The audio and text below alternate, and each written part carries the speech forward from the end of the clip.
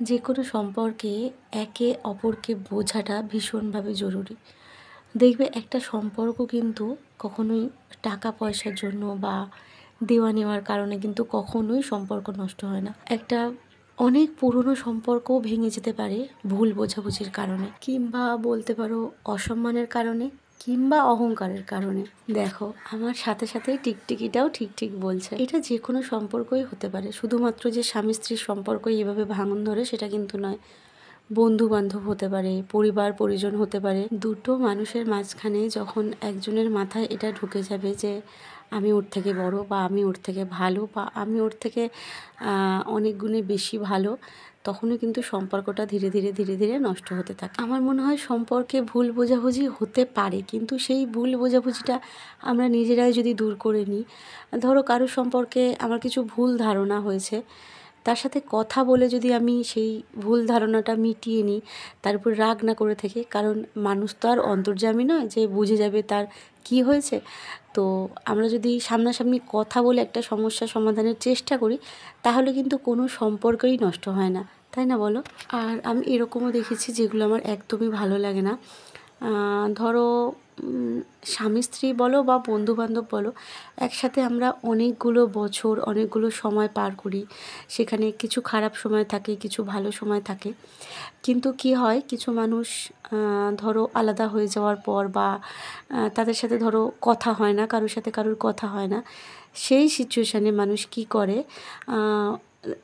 মানে একজনের নামে আরেকজনের কাছে বলে, কিন্তু সে ভুলে যায় যে এই মানুষটার সাথেই একদিন আমার কত ভালো স্মৃতি ছিল, এই মানুষটার সাথে থাকলে আমি কত খুশি থাকতাম, কত ভালো মেমোরি আছে, এইগুলো মানুষ ভুলে যায়।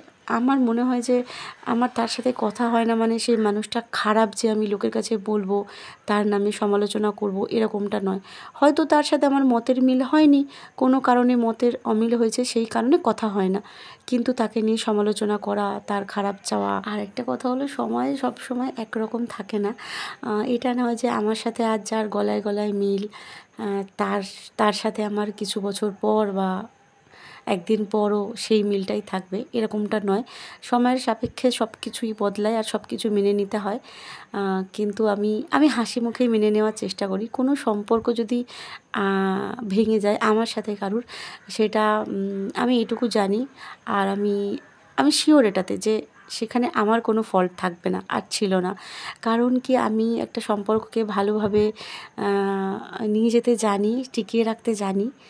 তো সম্পর্ক থেকে যখন আমি কোনো সম্পর্ক থেকে বেরিয়ে আসি, সেটা বন্ধুবান্ধব হোক বা আমার কোনো সম্পর্ক হোক, তো নিশ্চয়ই সেখানে কোনো কারণ থাকে, কারণ আমি একটা সম্পর্কের মূল্য বুঝি, আর সম্পর্ক আমার কাছে অনেক দামি। আর একটা কথা হলো, সম্পর্কের চেয়েও আমার কাছে যেটা দামি সেটা হচ্ছে আমার আত্মসম্মান। আমার আত্মসম্মানে ঘা যখনই লাগে, সেটা যেখানেই হোক, যে কোনো সম্পর্কই হোক না কেন, সেখানে আমি আর থাকি না। যেখানে আমি অপমান বোধ করি, মানে আমার মনে হয় কেউ আমাকে অপমান করছে, বা এখানে আমার থাকা এখন ঠিক নয়, তো সেখান থেকে আমি সেই সময় বেরিয়ে আসি। এটা আমার মনে হয় যে এখানে আমার পোষাচ্ছে না, আমি সেখান থেকে বেরিয়ে যাব। সেখানে ওই জোর জার করে থাকা আমার দ্বারা পোষায় না। এর থেকে ভালো সম্পর্কটাই না থাকুক, তাও ঠিক আছে, কিন্তু জোর করে কোনো সম্পর্ক আমি টিকিয়ে রাখতে চাই না। আর আমার আত্মসম্মানকেও আঘাত দিয়ে আমি সেই সম্পর্ক টিকিয়ে রাখতে চাই না। যাদের সাথে আমার প্রচুর মিল ছিল একটা সময়, আমি মন থেকে চাই সবাই সব সময় ভালো থাকুক, সুখে থাকুক। সে আমার কোনো ক্ষতি করেনি, তো আমি তার খারাপ কেন চাইবো বলো? এটাই হচ্ছে আমি, সেই কারণেই আমি সবার থেকে একটু আলাদা। কেমন আছো সবাই? আশা করছি সবাই ভালো আছো, সুস্থ আছো, আমিও ভালো আছি। নতুন একটা ব্লগে তোমাদের সকলকে জানাই অনেক স্বাগত আর অনেক অনেক ভালোবাসা। এটা হচ্ছে 4-5 দিন আগের ব্লগ, যেদিনকে আমার জ্বর এসেছিল, খুবই অসুস্থ ছিলাম সেদিনকার। তার পরের দিনের ব্লগ এটা। সন্ধ্যা থেকে তো ওষুধ খেয়ে আমার শরীরটা মোটামুটি ঠিক হয়ে গেছিলো, আর সকালবেলায় কোমর বেঁধে কাজে লেগে পড়েছি। এই স্টোভটা দেখো, যখন আমার গ্যাস শেষ হয়ে গেছিলো তখন এটা বের করেছিলাম, তো এটা তো এখন আর লাগবে না, সেই জন্য এটাকে মুছে মাছে পরিষ্কার করে কেরোসিন তেলটা এর থেকে ঢেলে আলাদা করে আর সুন্দর করে প্যাকিং করে গুছিয়ে রাখলাম। এটা আবার পরে কাজে লাগতে পারে। যে কোনো জিনিস যত্নে থাকলে কত ভালো থাকে, এটা একদমই এখনও নতুনের মতনই আছে। সম্পর্ক হোক কিংবা কোনো জিনিসপত্র যত্নে থাকলে সেটা তবেই ভালো থাকে। তো ওটাকে আমি তুলে রাখলাম সুন্দর করে গুছিয়ে। আর কয়েকদিন ধরে আমি রান্নাঘরে হাত দিতে পারিনি, দেখলেই তোমরা। তো এখন সেই কারণে পুরো রান্নাঘর আমি সার্ফের জল করে মুছেছি, একদম পরিষ্কার চকচকে করে। যেটুকু জিনিস ছিল এদিক ওদিক সেইগুলো সরিয়ে আর মুছে নিয়েছি। রান্নাঘরটা পরিষ্কার থাকলে দেখবি মনটা ভালো লাগে। আর আমার তো রান্নাঘরটাই আমার সবচেয়ে প্রিয় জায়গা। যখনই এরকম বিছানা সজ্জা হয়ে যায় না, তখনই সংসারটা যেন ওলট পালট, এদিকে নোংরা, এরকম হয়ে যায়। তো যেই শরীরটা একটু ঠিক হয়েছে, কোমর বেঁধে একেবারে সকালবেলা সংসারের কাজে লেগে পড়েছি। এই জায়গাটা দেখো কি সুন্দর পরিষ্কার দেখতে লাগছে, তাই না?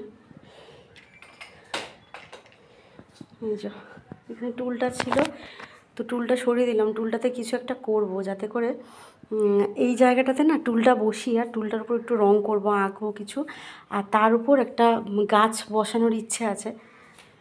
তো দেখা যাক কত দূর কী হয়।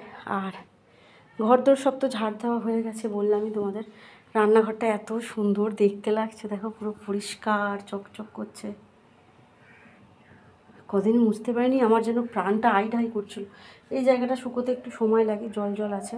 আর পুরো দেখো এত জল করে মুছলাম, পুরো শুকিয়ে গেছে। এখানে চাপিয়েছি ভাত, যে ভাত হচ্ছে। তো টিনের হচ্ছে ওই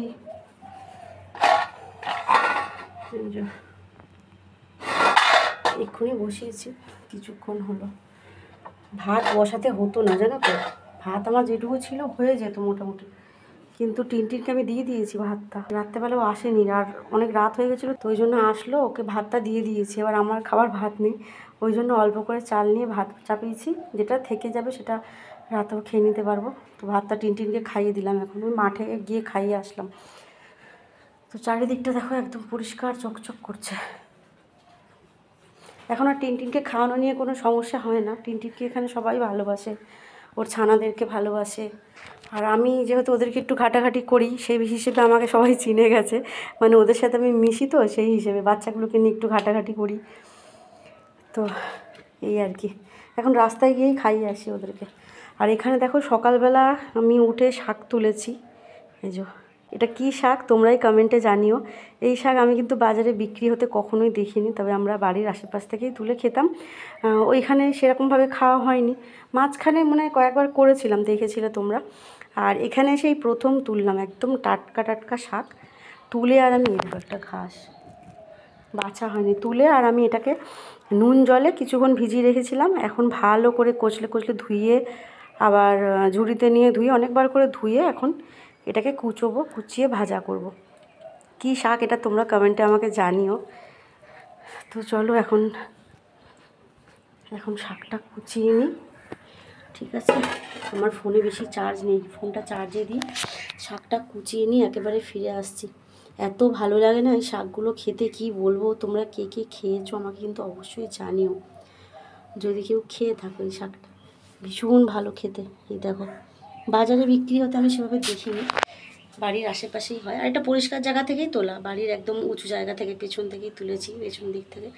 আমার শাক সবজি খেতে এতটাই ভালো লাগে। এই দেখো না, আমি গতকালকে শরীর খারাপ থেকে উঠেছি, আর আজকে চলে গেছি শাক তুলতে। এই সামনে থেকেই তুলেছি, কিন্তু তবুও মানে শরীরটা এখনও কী বলে ওটাকে, শরীরে শক্তি পাচ্ছি না, দুর্বল দুর্বল ভাব। এতগুলো ওষুধ খাচ্ছি, তো শরীরটা কেমন দুর্বল হয়ে আছে। কিন্তু আমার এই শাক সবজি খেতে ভীষণ ভালো লাগে, আর রান্না করতেও ভালো লাগে। আমি অনেকের কাছেই শুনেছি, ধুর রান্না করা খুব খাটনি, বিরক্ত লাগে, কিন্তু তারা খেতে ভালোবাসে। কিন্তু আমার মনে হয় আমি যদি সেই জিনিসটা খেতে ভালোবাসি, তাহলে আমি কষ্ট করে রান্না করতেও রাজি। তো সেই কারণে সকালবেলা উঠেই শাকগুলোকে তুলে নিয়েছি। এরপর বেলা হয়ে গেলে তো আরও রোদ হয়ে যাবে, তখন তুলতে গেলে আরও কষ্ট হবে। তো শাকগুলোকে তুলে নিয়ে আর কিছুক্ষণ ভিজিয়ে রেখেছিলাম নুন জলে, তারপর কুচিয়ে নিয়েছি, নিয়ে এখন ভাজতে বসেছি। কড়াইতে দিয়েছি সরষের তেল, আর ফোড়নে দেব শুকনো লঙ্কা আর পেঁয়াজ আর রসুন। কয়েকটা রসুন দেখো গ্লাসের মধ্যে থেতো করে নিলাম। তো এটা থেতো করতে গিয়ে না আগের কিছু কথা আমার মনে পড়ে যাচ্ছিলো। তোমরা দেখেছো এই গ্লাসে কত মশলা বেটেছি, মানে তখন তো মিক্সারটা ছিল না, আর শিলও ছিল না। তো এই গ্লাসের মধ্যে আদা রসুন লঙ্কা সব জয় থেতো করে করে দিত।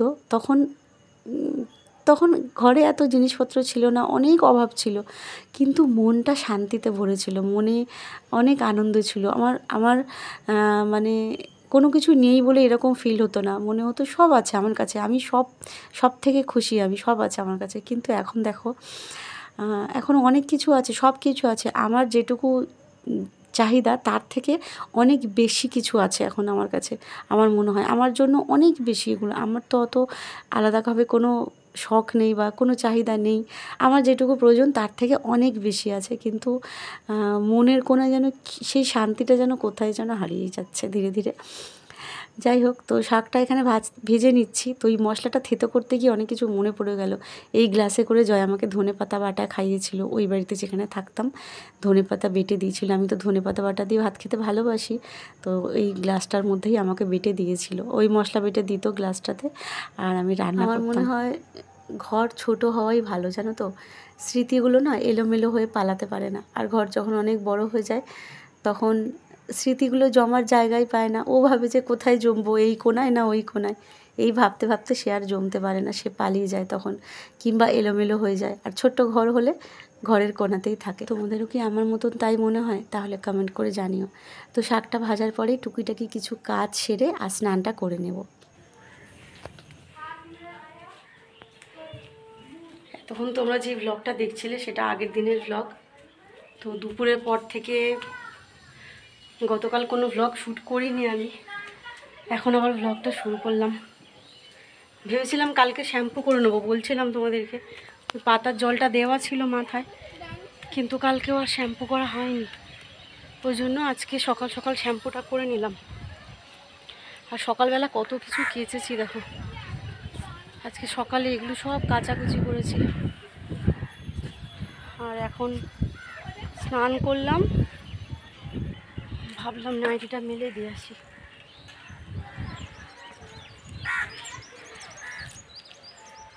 জোড়া তাপ্তি দিয়ে ব্লগ চলছে আমার এখন, জানো, মানে টানা একদিনে আমি যেরকম সকাল থেকে রাত পর্যন্ত ব্লগ করি সেরকম করতে পারছি না, মানে জোড়া তাপ্তি দিয়ে দিয়ে ব্লগ চলছে। আজকে একটু করছি, তো কালকে একটু করছি, আবার মানে যখন সুযোগ সময় পাচ্ছি তখন একটু একটু করে ব্লগ করে রাখছি। আর তোমাদেরকে বলেছিলাম যে ঘুরতে যাওয়ার কথাটা, তো শরীর এখন আমার পুরোপুরি ঠিক আছে। ঘাড়ের ব্যথাটাও কমে গেছে, পুরোটা যে কমে গেছে বলবো না, তবে কমে গেছে, একটুখানি আছে, কমে গেছে। ওষুধও চলছে। দেখে এইটুকুনি সিঁড়ি থেকে উঠেছি, আমি হাঁপিয়ে গেছি। সারাদিন কতবার যে উঠতে হয়। এক্ষুনি শুকিয়ে যাবে, এখন যা রোদ দিচ্ছে মেলা মাত্র শুকিয়ে যায়। এই দেখো কিছুক্ষণ আগে কেচে মেলেছি, শুকিয়ে গেছে। তো যাওয়ার যে কথাটা বলছিলাম, আমারও কেমন একটা লাগছিল, ওকে কথা দিয়ে রেখেছি, ও যাবে আশা করে বসে আছে। তো আমি বললাম আমার শরীর এখন ঠিক আছে, তো বলছিল যে না, তো শরীর পুরোপুরি ঠিক হোক তারপরে যাস। আমি না, এখন ঠিক আছি, ও আশা করে বসে আছে। তো ওই জন্য আর কি ভাবলাম যে বেরিয়ে যাই, কালকেই বেরোবো, মানে আগামীকাল ভোরবেলা যাব। তো কোথায় যাব সবটাই তোমরা জানতে পারবে, এখন আর আমি এই ব্লগে বললাম না। তো ব্লগ শুরু করব কাল সকাল থেকেই, যখন বেরোবো তখন থেকেই শুরু করব। তো 3 জন যাব, প্রথমে কথা হচ্ছিল 2 জন যাওয়ার, 3 জন যাব।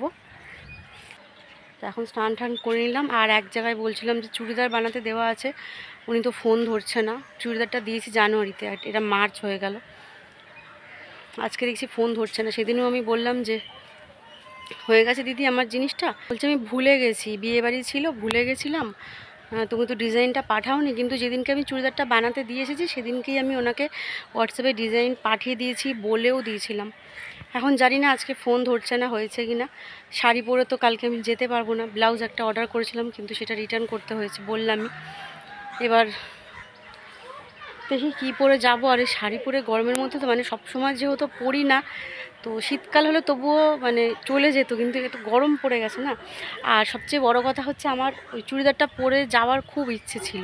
চুড়িদারটা এই হয়তো এই কালকে গেলেই পরতে পারবো, কারণ সারা গরমে ওটা পরতে পারবো না, ফুল হাতা চুড়িদার যেহেতু, সেই জন্য আর কি। ফুল হাতা চুড়িদার সবসময় তো আর পরতে পারবো না, আর এই গরম পড়ে যাচ্ছে, পরাই যাবে না।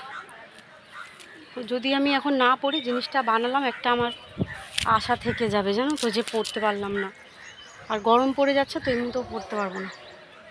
দেখি যদি হয়ে যায় তো ওটা পরবো, নয়তো দেখা যাক কী করি। চলো নিচে যাই, প্রচণ্ড গরম লাগছে। আমাকে এখন পুজো দিতে হবে, পুজো দেওয়া হয়নি, পুজো দেবো। চলো তাহলে ব্লগটা আজকেই শেষ করে দিচ্ছি।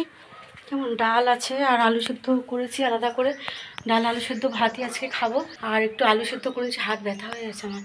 আলু সেদ্ধ করে নিয়েছি, ডাল আলু সেদ্ধ ভাতই খাবো। আর একটু টমেটো চাটনি বানিয়েছি, মাকে একটু পাঠাবো আর ঘরে রাখবো। তো চলো আজকের ব্লগটা তাহলে এখানেই শেষ করছি। ব্লগটা কেমন লাগলো কমেন্ট করে কিন্তু অবশ্যই জানিও। আর ভিডিওটা ভালো লাগলে লাইক করে দিও। আর নতুন কেউ থাকলে অবশ্যই আমার চ্যানেলটা সাবস্ক্রাইব করে আমার পাশে থেকো। চলো দেখা হচ্ছে নতুন একটা ব্লগ নিয়ে, নতুন একটা সকালে। সবাই ভালো থেকো, সুস্থ থেকো, টাটা।